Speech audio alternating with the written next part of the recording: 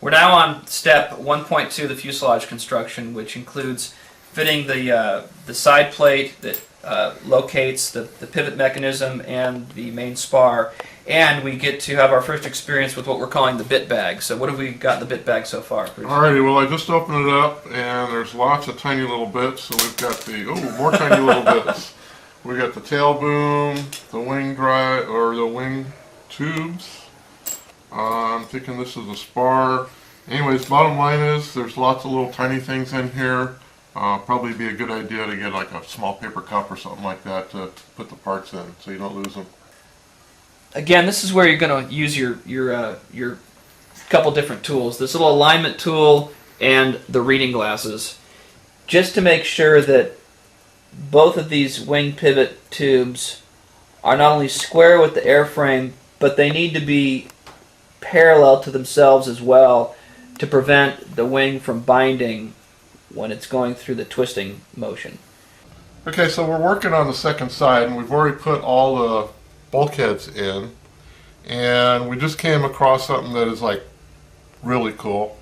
So I'm going to take this side piece here. There's a little tab right here that goes into that slot.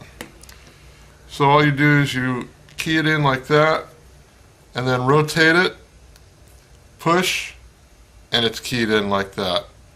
I mean, we're running into all kinds of cool little details like that. The second spline, again, just keys in.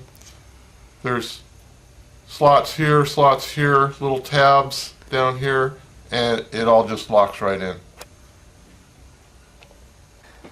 We're at a pretty cool point in the build now where we've got all the bulkheads and both sides of the spines installed, and now we're putting the lower sheeting on, so it's really starting to look like an airframe.